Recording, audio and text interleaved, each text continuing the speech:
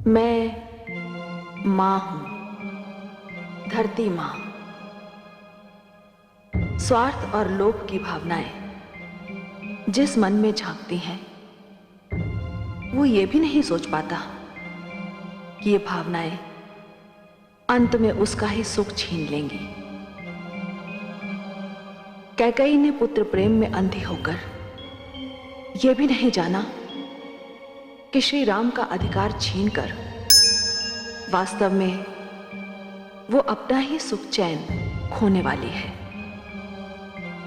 इस स्वार्थ और लोभ ने उसकी मांग का सिंदूर पोंछकर उसमें पति की चिता की राख भर दी, और उसे ये नहीं मालूम कि ये उसके दुख का अंत नहीं, आरंभ है।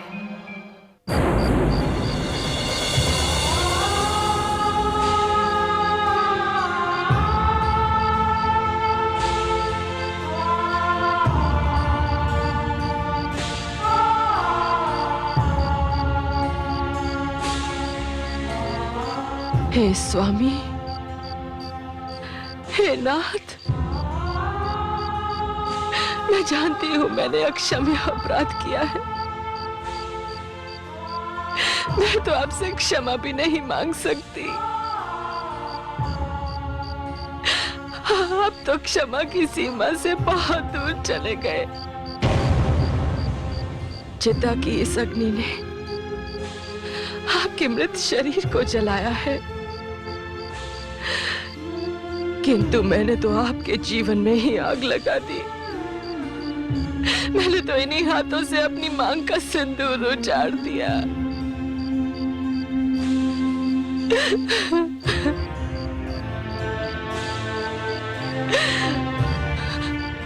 आपका आदेश था कि मैं आपके मृत शरीर को स्पर्श न करूं, किंतु अब तो केवल राख ही बची है, केवल राख ही बची है। मुझे अपनी मांग को इसी राख से भर लेने दीजिए, इसी राख से भर लेने दीजिए।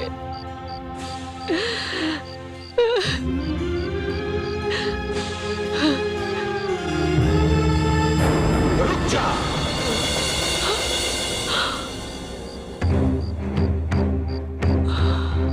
मेरी राख भी छूने का प्रयत्न मत कर अभागन। तेरा स्पर्श मेरा परलोक भी बिगाड़ देगा। तो क्या ये अभिशाप मेरी मृत्यु आने के क्षण तक मेरा साथ नहीं छोड़ेगा? हाँ,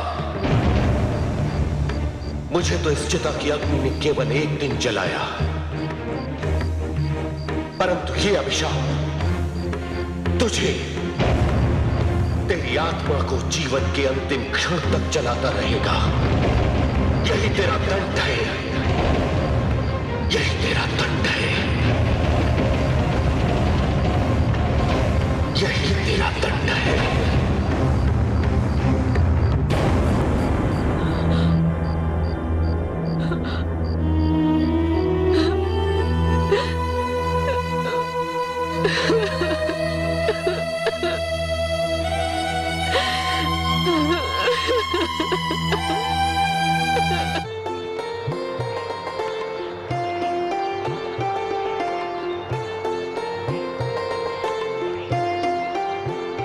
लीजिए देवी, हम प्रयाग आ पहुंचे, जो तीर्थों का राजा है। कितना अनुपम दृश्य है ये, मानो स्वर्ग धरती पर उतर आया हो। सब कहते हैं जल का कोई रंग नहीं होता, किंतु मुझे तो इस जल में रंग ही रंग दिखाई दे रहे हैं। इन रंगों का कारण है 3 नदियों के जल का संगम। यहाँ गंगा और यमुना मिलती हैं और सरस्वती इनके नीचे छुपी होती हैं। ठीक उसी प्रकार देवी, जिस प्रकार ज्ञान और भक्ति के नीचे विवेक छुपा हुआ होता है। गंगा और यमुना ज्ञान और भक्ति के प्रतीक हैं, और सरस्वती विवेक का। विवेक ज्ञान और भक्ति के नीचे शरण लेता है। भ्राताश्री, गुरुदेव वशिष्ठ कहते थे कि यही ऋषि श्रेष्ठ भारद्वाज का आश्रम भी है। हाँ अनुज, हम उनके दर्शन करने अवश्य चलेंगे।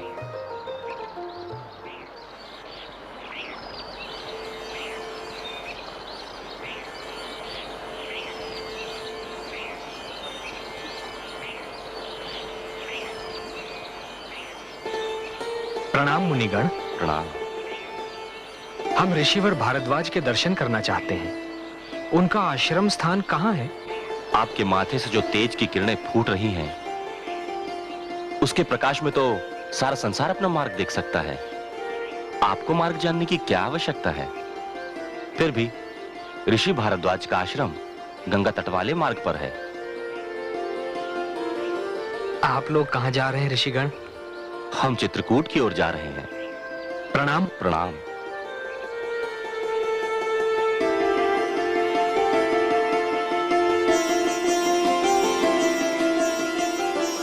आओ, संगम के इस पवित्र जल से स्वयं को पवित्र कर लें। आओ।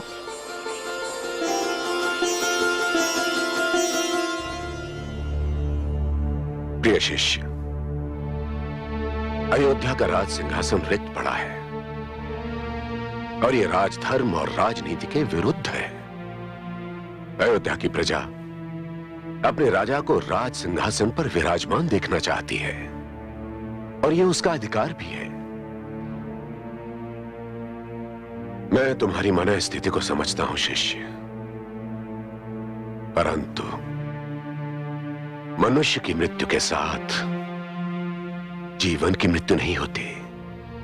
वो तो चलता ही रहता है और उसे चलते रहना भी चाहिए।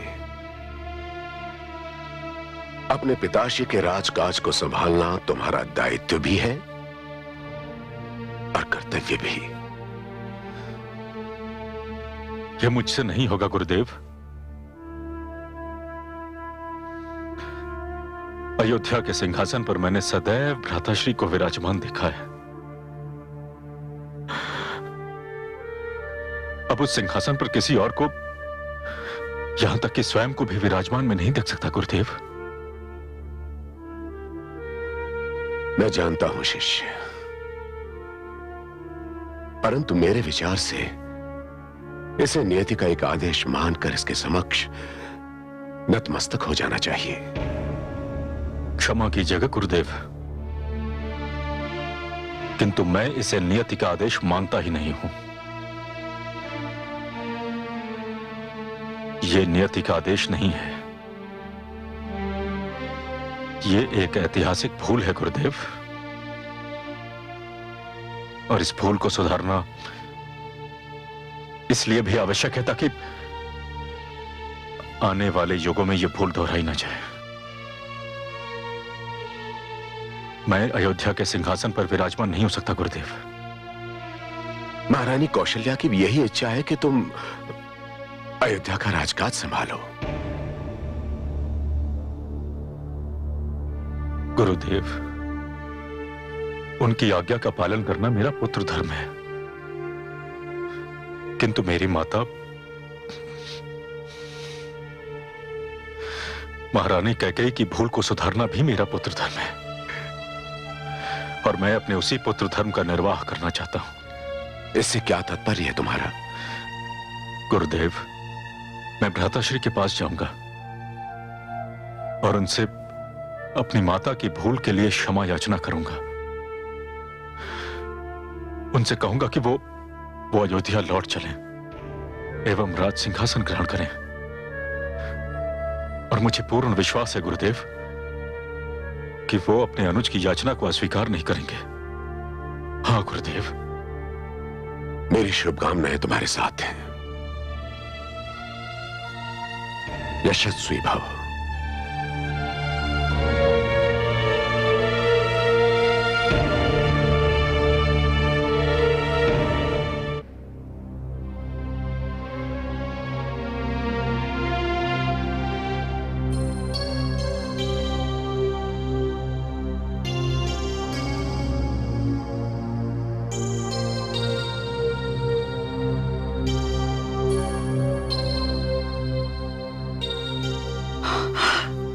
जानकी।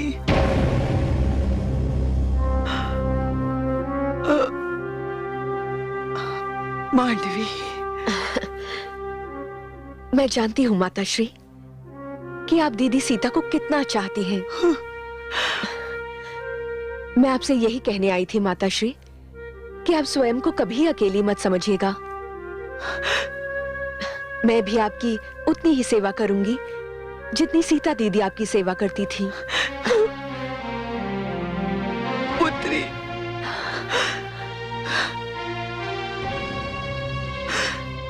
मैंने सोचा कि आप अकेली होंगी, इसलिए मैं आपके पास चली आई माताश्री। मैं अकेली हूं, किंतु इस राजभवन में कोई मुझसे भी अधिक अकेली है। कोई उसकी सुध लेने वाला नहीं। पुत्रवधू, तुम्हें इस समय कैकेयी के पास होना चाहिए था। मुझे उन्होंने ही आपके पास भेजा है माताश्री। वो स्वयं आपके पास आने का साहस न कर सकी। उनके मन पर बहुत बड़ा बोझ है कि भ्राता राम और दीदी सीता को उन्होंने आपसे अलग किया है। बावली है वो, नियति के निर्णय को अपना अपराध समझ रही है। नहीं पुत्री, तुम कैकेयी के पास जाओ। वो इस समय जिस स्थिति से निकल रही है वो मृत्यु से भी अधिक कष्टदायी है। जाओ पुत्री, उससे कहो कि मैं अपने पुत्र राम की सौगंध खाकर कहती हूं कि उसके प्रति मेरे मन में तनिक भी मैल नहीं है। देखो पुत्री, अभी कैकेयी के प्रति भरत का क्रोध समाप्त नहीं हुआ है। मैं किसी न किसी ढंग से भरत को मना लूंगी, किंतु कैकेयी को समझने वाला कोई नहीं है। मुझे वचन दो, तुम कैकेयी का ध्यान रखोगी।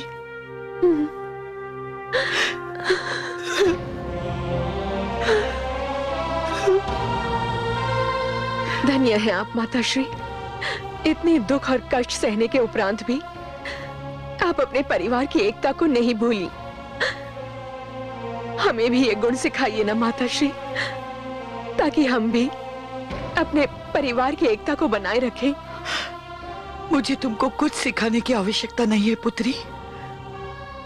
जानकी और उसकी बहनों को देखते ही मैं जान गई थी कि रघुकुल की एकता की रीति आगे ही बढ़ेगी। देखो ना, संकटों के होते हुए भी हम सब एक हैं। किसी के मन में किसी के प्रति कोई बैर नहीं, कोई कटुता नहीं। माताश्री,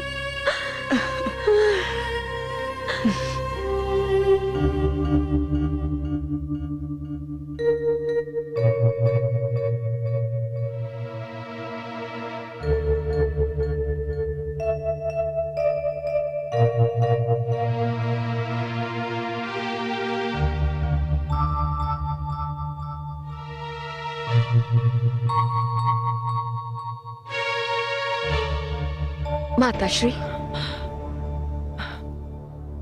पुत्री, तुम इतनी शीघ्र लौट आई? हाँ माताश्री, पर मैंने तो तुम्हें कौशल्या दीदी के पास रहने के लिए कहा था। उन्होंने कहा कि मैं आपके पास रहूं। आप अधिक अकेली हैं। उनसे अधिक आपको मेरी आवश्यकता है माताश्री। सत्य? उन्होंने ऐसे कहा? हाँ माताश्री, और उन्होंने ये भी कहा कि आपकी पीड़ा को समझने वाला कोई नहीं है। धिक्कार है मुझ पर, जिसने इतना विशाल हृदय रखने वाली अपनी बड़ी बहन का संसार उजाड़ दिया।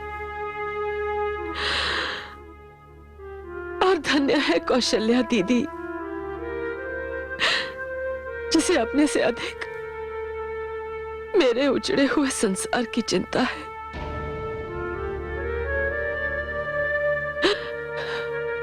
पुत्री, क्या मैं कभी उनसे आंख मिला पाऊंगी? क्या मैं अपने माथे पे लगे इस कलंक को कभी धो सकूंगी? माताश्री, मत रोइए।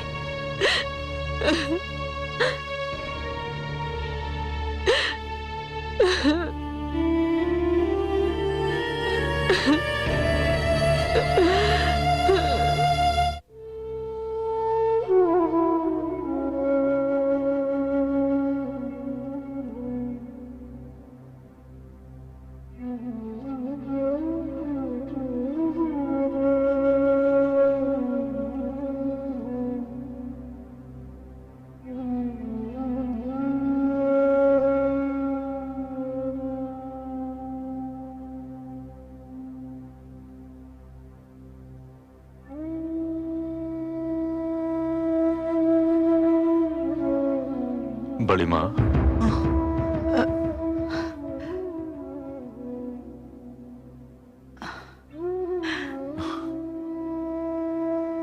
प्रणाम बड़ी माँ। यशस्वी भव। मैंने सुना है तुम्हें अयोध्या के राज सिंहासन पर बैठने में संकोच हो रहा है। संकोच का तो प्रश्न ही नहीं माता।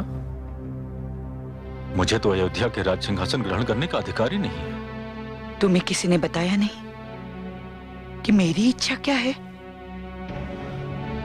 मुझे बताया गया माताश्री। तो फिर? माता,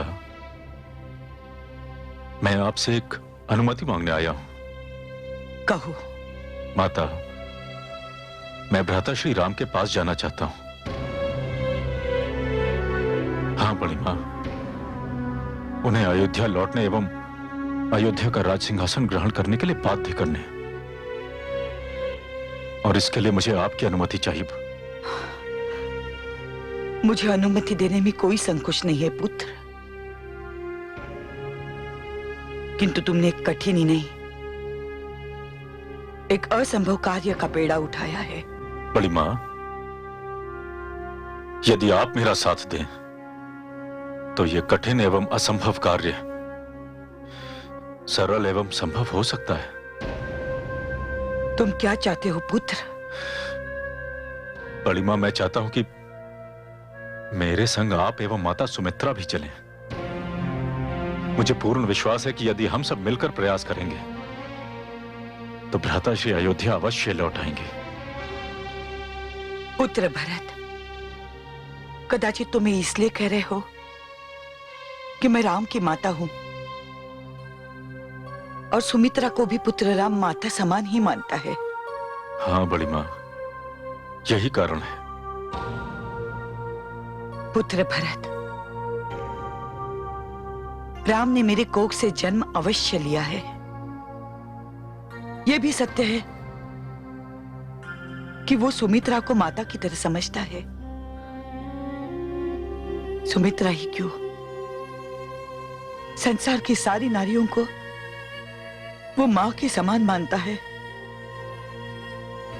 उनका आदर करता है। किंतु ये केवल मैं जानती हूं कि उसके जीवन में, उसके मन में जो स्थान कैकेयी का है वो किसी को भी नहीं प्राप्त, मुझे भी नहीं पुत्र। केवल कैकेयी पुत्र राम को उसके दृढ़ निश्चय से एक पल के लिए टिका सकती है। किंतु बड़ी मां, उनसे कहेगा कौन? तुम कहोगे पुत्र। मैं? नहीं बड़ी मां, मैं उनके पास नहीं जाऊंगा, क्योंकि यदि मैं उनके पास गया तो मुझे उनसे बात करनी पड़ेगी और मैं उनसे बात करना नहीं चाहता। तुम उसके पास नहीं जाना चाहते, उससे बात नहीं करना चाहते जिसने तुम्हें जन्म दिया? ये न भूलो पुत्र कि तुम्हारे जीवन का प्रारंभ कैकेयी के कोख में हुआ। 9 मास तुम्हें उसने अपने कोख में पाला, अपने रक्त को दूध में ढालकर तुम्हें आहार दिया। कई का तुम पर यही इतना बड़ा ऋण है जिसे तुम कई जन्म लेकर भी नहीं उतार सकते। इसलिए जाओ पुत्र, कई से क्षमा मांगो और उससे कहो कि वो भी तुम्हारे साथ चले। नारी के इस रूप का कैसे करे बखान, जिसने इतना दुख दिया दे उसको हे मां। कौशल्या रूप कैकेयी नारी के दो रूप, शीतल छाया एक है, दूजी तपती धूप, दूजी तपती